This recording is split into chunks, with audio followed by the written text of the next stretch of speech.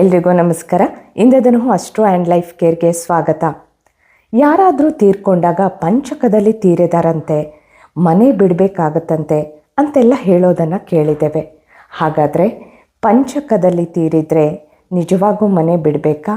ಹಾಗಾದರೆ ಈ ಪಂಚಕ ಅಂತಂದರೆ ಏನು? ನಿಜವಾಗಿಯೂ 6 ತಿಂಗಳು ವರ್ಷಗಳ ಕಾಲ ಮನೆ ಬಿಡಬೇಕಾಗತ್ತಾ ಅಥವಾ ತಿಂಗಳಾನುಕಾಲ ಮನೆಯನ್ನು ಬಿಡಬೇಕಾಗತ್ತಾ? ಈ ಒಂದು ಪಂಚಕದ ವಿಷಯದ ಬಗ್ಗೆ ಇವತ್ತಿನ ದಿವಸ ನೋಡೋಣ. ಹಾಗಾದರೆ ಪಂಚಕ ಅಂತಂದರೆ ಏನು? ಧನಿಷ್ಠ, ಶತಭಿಷ, ಪೂರ್ವಭದ್ರ, ಉತ್ತರಾಭದ್ರ, ರೇವತಿ ಈ 5 ನಕ್ಷತ್ರಗಳಲ್ಲಿ ಯಾರಾದರೂ ತೀರ್ಕೊಂಡಿದ್ರೆ ಅದನ್ನು ಪಂಚಕ ಅಂತ ಕರೆಯಲಾಗುತ್ತೆ. ಪಂಚಕ ಅಂತಂದ ತಕ್ಷಣ ಈ ನಕ್ಷತ್ರಗಳು ಕೆಟ್ಟವು, ಆ ನಕ್ಷತ್ರದಲ್ಲಿ ತೀರ್ಕೊಂಡಿರೋದ್ರಿಂದ ಈ ನಕ್ಷತ್ರಗಳೇ ಕೆಟ್ಟವು, ಅದಕ್ಕೆ ಪಂಚಕ ಆಯಿತು ಅಂತ ಅರ್ಥ ಅಲ್ಲ.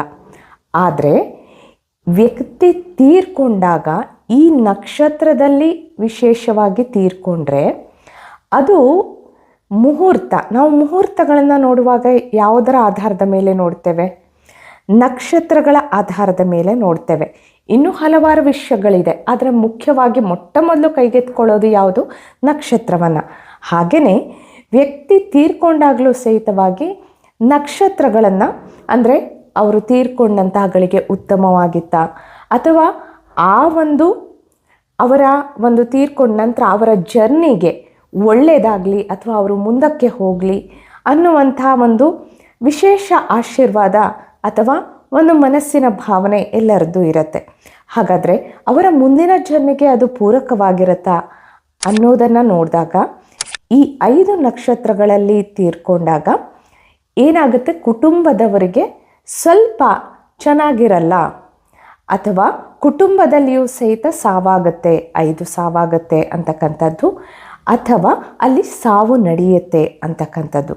ಇದು ಭ್ರಮೆನೋ ಅಥವಾ ಸರಿಯಾದದ್ದು ವಾಸ್ತವಿಕದ್ದು ಅಂತ ತಿಳಿದುಕೊಂಡಾಗ ಅನೇಕ ಅಂತಹ ಒಂದು ಉದಾಹರಣೆಗಳು, ಘಟನೆಗಳು ಘಟಿಸಿವೆ.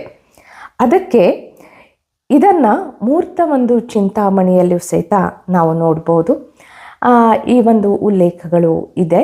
ಕೆಲವೊಂದು ಶಾಸ್ತ್ರಗಳಲ್ಲಿ, ಹಿಂದೆ ಬರೆದಂತಹ ಶಾಸ್ತ್ರಗಳಲ್ಲಿಯೂ ಇದರ ಒಂದು ಉಲ್ಲೇಖ ಇದೆ. ಆದರೆ ಇದು ಆಗೇ ಬಿಡುತ್ತೆ, ಘಟಿಸೇ ಬಿಡುತ್ತೆ, ನಡೆಯುತ್ತೆ ಅಂತ ಅಲ್ಲ. ಆದರೆ ಹೇಗೆ ನಾವು ಪ್ರಿಕಾಷನ್ ಅಂತ ಹೇಳ್ತೀವಿ, ಮೊಟ್ಟ ಮೊದಲು ನಾವು ಒಂದಿಷ್ಟು ಜಾಗೃತಿಯನ್ನು ಇದರ ಒಂದು ಪರವಾಗಿ ತೆಗೆದುಕೊಂಡ್ರೆ ಒಳ್ಳೆಯದು ಅನ್ನುವಂಥ ಒಂದು ಹಿತವಚನದಲ್ಲಿ ಇದನ್ನು ಹೇಳಲಾಗಿದೆ. ಅದು ಘಟಿಸ್ಬೋದು ಅಥವಾ ಘಟಿಸದೆಯೇ ಇರ್ಬೋದು, ಆದರೆ ಇದೊಂದು ಪ್ರಿಕಾಷನ್ ಅಷ್ಟೇ. ಹಾಗಾದರೆ ಈ ಪಂಚಕದಲ್ಲಿ ತೀರ್ಕೊಂಡಾಗ ಮನೆಯನ್ನು ಬಿಡಬೇಕಾ, ಮನೆ ತೊರಿಬೇಕಾಗತ್ತಾ, ಅಥವಾ ತಿಂಗಳಾನ್ಗಟ್ಲೆ ಅಥವಾ ವರ್ಷಾನ್ಗಟ್ಲೆ ಅಥವಾ ಎಷ್ಟೆಷ್ಟೋ ತಿಂಗಳಗಟ್ಲೆ ಅಥವಾ ಎಷ್ಟೆಷ್ಟೋ ದಿವಸಗಟ್ಲೆ ಮನೆ ತೊರಿಬೇಕಾಗತ್ತಾ ಅಂತಂದರೆ ಅದಕ್ಕೆ ನೋಡಬೇಕಾಗತ್ತೆ ಕಾಲದೋಷ.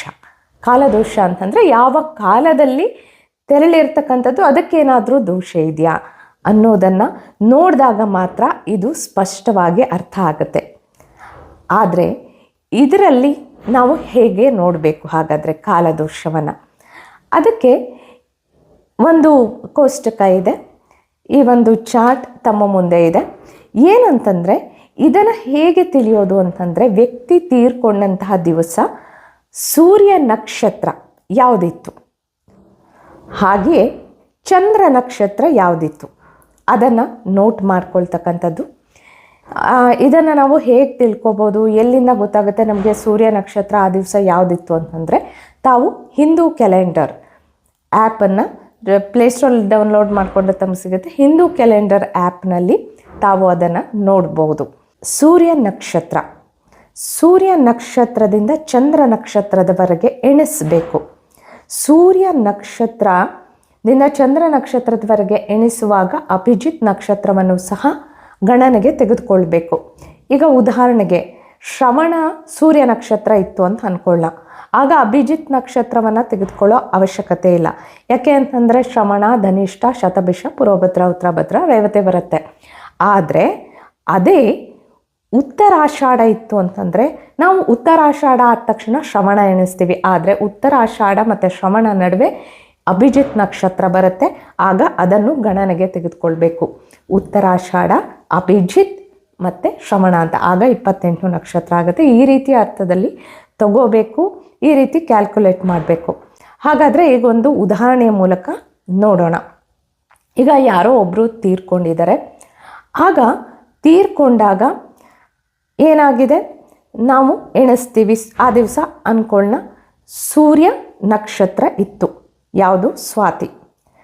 ಯಾವಾಗ ಇದನ್ನು ನೋಡಬೇಕು ಅಂತಂದರೆ ಪಂಚಕಗಳಲ್ಲಿ ಮಾತ್ರ, ಆ ನಕ್ಷತ್ರಗಳಲ್ಲಿ ಅಂದರೆ ಧನಿಷ್ಠ, ಶತಭಿಷ, ಪೂರ್ವಭದ್ರ, ಉತ್ತರಭದ್ರ, ರೇವತಿ, ಈ 5 ನಕ್ಷತ್ರಗಳಲ್ಲಿ ತೀರ್ಕೊಂಡಾಗ ಈ 5 ನಕ್ಷತ್ರಗಳಲ್ಲಿ ಯಾವುದಾದ್ರೂ ಒಂದು ವೇಳೆ ಚಂದ್ರ ನಕ್ಷತ್ರ ಆಗಿದ್ದರೆ ಸರಿ.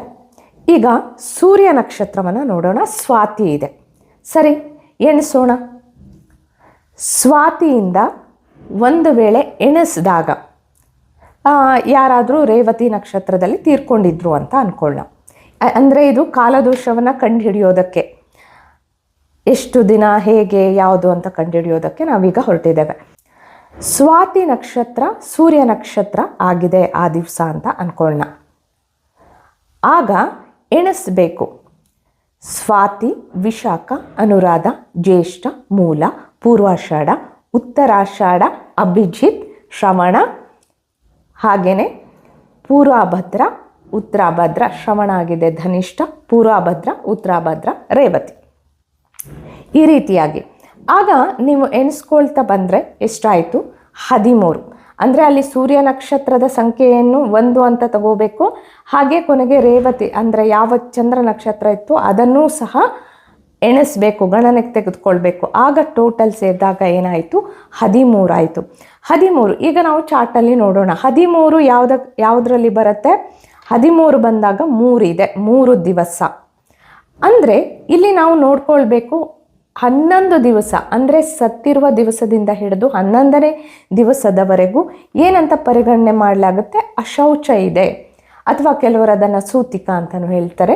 ಈ ರೀತಿ ಅಶೌಚ ಇದೆ. ಆಗ ಏನು ಮಾಡ್ತಕ್ಕಂಥದ್ದು? ಮನೆ ಬಿಡ್ತಕ್ಕಂತಹ ಅವಶ್ಯಕತೆ ಇಲ್ಲ. ಯಾಕೆಂದರೆ ಆಲ್ರೆಡಿ ಅಶೌಚ ಇರುತ್ತೆ. 11ರವರೆಗೂ ಬಿಡ್ತಕ್ಕಂಥ ಅವಶ್ಯಕತೆ ಇಲ್ಲ.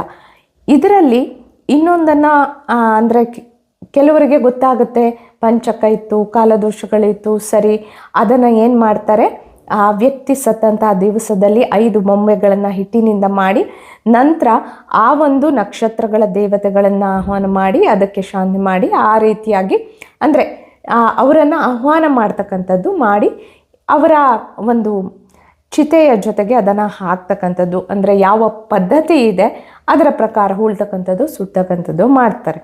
ಒಂದು ವೇಳೆ ಆವಾಗ ನಮಗೆ ಏನು ಇದು ಗೊತ್ತಾಗಿಲ್ಲ, ನಂತರ ಗೊತ್ತಾಯಿತು ಅಂತಂದರೆ 11ನೇ ದಿವಸ, 12ನೆಯ ದಿವಸ, ಹಾಗೆಯೇ 14ನೆಯ ದಿವಸ ಪಂಚಕ ಶಾಂತಿಯನ್ನು ಮಾಡ್ತಕ್ಕಂಥದ್ದು. ಈ ರೀತಿ ಇದನ್ನು ಪಂಚಕ ಶಾಂತಿಯನ್ನು ಅಲ್ಲಿ ಗಮನದಲ್ಲಿಟ್ಕೊಂಡು ಆ ದಿವಸ ಮಾಡ್ತಕ್ಕಂಥದ್ದು. ಈ ಪಂಚಕ ಶಾಂತಿಯನ್ನು ಮಾಡಿದಾಗ ಇದರ ಒಂದು ದೋಷ ಏನಾಗುತ್ತೆ? ಕುಟುಂಬದ ಮೇಲೆ ಬೀಳಲ್ಲ ಅಂತಕ್ಕಂಥದ್ದು. ಅದರ ಜೊತೆಯಲ್ಲಿ ಈಗ 11 ದಿವಸದವರೆಗೆ ಏನು ಬಿಡಬೇಕಾಗಿಲ್ಲ ಮನೆ, ಸರಿ, ಅದು ಯಾವುದೇ ನಕ್ಷತ್ರದಲ್ಲಿ ಬಂದರೆ. ಒಂದು ವೇಳೆ ಸೂರ್ಯ ನಕ್ಷತ್ರದಿಂದ ಚಂದ್ರ ನಕ್ಷತ್ರದವರೆಗೆ ಎಣಿಸುವಾಗ ಒಂದು ವೇಳೆ ನಮಗೆ 17ನೇ ನಕ್ಷತ್ರ ಬಂತು ಅಂತ ಇಟ್ಕೊಳ್ಳೋಣ. ಆಗ ಎಷ್ಟನೇ ದಿವಸ ಬರುತ್ತೆ? 24ನೇ ದಿವಸ. ಅಂದರೆ ಇಲ್ಲಿ 24 ದಿವಸ ಮನೆ ಬಿಡಬೇಕು ಅಂತ ಅರ್ಥ ಅಲ್ಲ. ಬಹಳ ಜನ ಏನು ಅಂದ್ಕೊಳ್ತಾರೆ 3 ತಿಂಗಳ 6 ತಿಂಗಳ ಆ ಥರ ಮನೆ ಬಿಡಬೇಕು ಅಂತ. ಆ ರೀತಿಯಾಗಿ ಹೇಳಿಲ್ಲ. ಏನನ್ನು ತಿಳಿಸಲಾಗಿದೆ ಅಂತಂದರೆ 24ನೆಯ ದಿವಸದ ಸಾಯಂಕಾಲ ಅಂದರೆ ಸೂರ್ಯಾಸ್ತದ ನಂತರ ಮನೆಯಲ್ಲಿ ದೀಪವನ್ನು ಬೆಳಗಿಸಿ ಕುಟುಂಬದ ಜನರು ಅಂದರೆ ಆ ಮನೆಯಲ್ಲಿ ಇರ್ತಕ್ಕಂತಹ ಸದಸ್ಯರು 24 ಬಂತು ಅಂತಂದರೆ ಅಂದರೆ 17ನೇ ನಕ್ಷತ್ರ, ಸೂರ್ಯ ನಕ್ಷತ್ರದಿಂದ ಚಂದ್ರ ನಕ್ಷತ್ರ ಎನಿಸಿದಾಗ ಸಂಖ್ಯೆ 17 ಬಂದಿದೆ. ಆಗ 24ನೆಯ ದಿವಸ ಬರುತ್ತೆ. ಆ 24ನೇ ದಿವಸದ ಸಾಯಂಕಾಲ ದೀಪವನ್ನು ಬೆಳಗಿಸಿ ಮನೆಯನ್ನು ಆ ಕುಟುಂಬದ ಸದಸ್ಯರು ಬಿಟ್ಟು ಮರುದಿವಸ ಬೆಳಗ್ಗೆ ಸೂರ್ಯೋದಯದ ನಂತರ ಮನೆಯನ್ನು ಪ್ರವೇಶಿಸಬಹುದು. ಆ ಸಮಯದವರೆಗೂ ಏನಿರುತ್ತೆ, ಕಾಲದ ಪ್ರಭಾವ ಇರುತ್ತೆ. ಆ ಕಾಲದೋಷ ಹೊರಡುವಂಥ ಸಮಯ ಮನೆಯಿಂದ ಹೊರಡ್ತಕ್ಕಂಥದ್ದು. ಆ ದಿವಸ ಮಾತ್ರ ಅಲ್ಲಿ ಕುಟುಂಬದ ಸದಸ್ಯರ ಉಪಸ್ಥಿತಿ ಆ ಮನೆಯಲ್ಲಿ ಇರಕೂಡದು. ಈ ರೀತಿ ಅರ್ಥ ಅದು. ಅದಕ್ಕೆ ಒಂದು ವೇಳೆ ಮತ್ತೆ ಎಕ್ಸಾಂಪಲ್ ತೆಗೆದುಕೊಳ್ಳೋಣ. 16 ಬಂತು ಸಂಖ್ಯೆ, ಸೂರ್ಯ ನಕ್ಷತ್ರದಿಂದ ಚಂದ್ರ ನಕ್ಷತ್ರ ಎಣಿಸುವಾಗ 48 ಬರುತ್ತೆ. ಆವಾಗ 48ನೆಯ ದಿವಸ ಏನು ಮಾಡಬೇಕು, ಮನೆಯಲ್ಲಿ ಸಾಯಂಕಾಲ ಆ 48ನೆಯ ದಿವಸ ಈ ಒಂದು ದೀಪವನ್ನು ಬೆಳಗಿಸಿ, ನಂತರ ಈಗ 48ನೆಯ ದಿವಸ ಬಂತು ಅಂತ ಇಟ್ಕೊಳ್ಳೋಣ. ಆಗ ಮನೆಯಲ್ಲಿ 48ನೇ ದಿವಸ ಸಾಯಂಕಾಲ ದೀಪವನ್ನು ಬೆಳಗಿಸಿ ಬೆಳಗ್ಗೆ ಸೂರ್ಯೋದಯದ ನಂತರ ಮನೆಗೆ ಬರ್ತಕ್ಕಂಥದ್ದು. ಆ ನಡುವಿನ ಸಮಯ ಕಾಲದೋಷದ ಸಮಯವಾಗಿರುತ್ತೆ. ಅಂದರೆ ಕಾಲ ಹೋಗ್ತಕ್ಕಂಥ ಸಮಯ ಅನ್ನೋದನ್ನು ತಿಳಿಸಿವೆ. ಈ ರೀತಿಯಾಗಿ ನಾವು ಸೂರ್ಯ ನಕ್ಷತ್ರದಿಂದ ಚಂದ್ರ ನಕ್ಷತ್ರದವರೆಗೆ ಎಣಿಸಿ ಕಾಲದೋಷ ಯಾವುದಿದೆ, ಒಂದು ವೇಳೆ 11ರವರೆಗೆ ಇರುವಾಗ ಶೌಚ ಇರೋದ್ರಿಂದ ಅಲ್ಲಿ ಮನೆಯನ್ನು ಬಿಡ್ತಕ್ಕಂಥ ಅವಶ್ಯಕತೆ ಇಲ್ಲ. ಆದರೆ 11ರ ನಂತರ ಬರ್ತಕ್ಕಂತಹ 24 ಇರ್ಬೋದು, 48 ಇರ್ಬೋದು, 75 ಈ ಒಂದು ದಿವಸಗಳ ಅವಧಿಯನ್ನು ತೋರಿಸ್ತಕ್ಕಂತಹ ಯಾವುದಾದ್ರೂ ಒಂದು ಸಂಖ್ಯೆ ಬಂದಲ್ಲಿ, ಎಣಿಸಿದಾಗ ಸಂಖ್ಯೆ ಬಂದಲ್ಲಿ ಆಗ ಆ ದಿವಸ ಸಾಯಂಕಾಲ ಮನೆಯಲ್ಲಿ ಜ್ಯೋತಿಯನ್ನು ಬೆಳಗಿಸಿ ಮರುದಿವಸದ ಸೂರ್ಯ ಉದಯದವರೆಗೆ ಮನೆಯಿಂದ ಹೊರಗಡೆ ಇದ್ದು ನಂತರ ಬರ್ತಕ್ಕಂಥದ್ದು. ಈ ರೀತಿಯಾಗಿ ಮಾಡ್ತಕ್ಕಂಥದ್ದು. ಜೊತೆಗೆ ಪಂಚಕ ಶಾಂತಿಯನ್ನು ಸಹಿತವಾಗಿ ಮಾಡ್ತಕ್ಕಂಥದ್ದು. ಈ ರೀತಿ ಮಾಡಿದಾಗ ಅದರಲ್ಲಿ ಇರ್ತಕ್ಕಂತಹ ಕೆಲವೊಂದು ಅನಿಷ್ಟಗಳು ಹೋಗುತ್ತೆ ಅಂತಕ್ಕಂಥದ್ದು. ಆದರೆ ಪಂಚಕದಿಂದ ಮೃತ್ಯು ಆಗೇ ಬಿಡುತ್ತೆ ಅಂತಕ್ಕಂಥದ್ದಲ್ಲ. ಆದರೆ ಇದೊಂದು ನಾವು ಮುನ್ನೆಚ್ಚರಿಕೆಯಾಗಿ ಸ್ವೀಕಾರ ಮಾಡ್ಬೋದು ಅಷ್ಟೇ. ಅಂದರೆ ಆಗೇ ಬಿಡುತ್ತೆ, ಆಗ್ಲೂಬಹುದು, ಆಗದೇ ಇರ್ಬೋದು, ಆದರೆ ಮುನ್ನೆಚ್ಚರಿಕೆ ವಹಿಸೋದು ಉತ್ತಮ. ಮುಂದಿನ ಸಂಚಿಕೆಯಲ್ಲಿ ನಾವು ಮತ್ತಷ್ಟು ವಿಷಯಗಳೊಂದಿಗೆ ಹಾಜರಾಗೋಣ. ಅಲ್ಲಿಯವರೆಗೆ ಶುಭಮಸ್ತು. ಧನ್ಯವಾದಗಳು.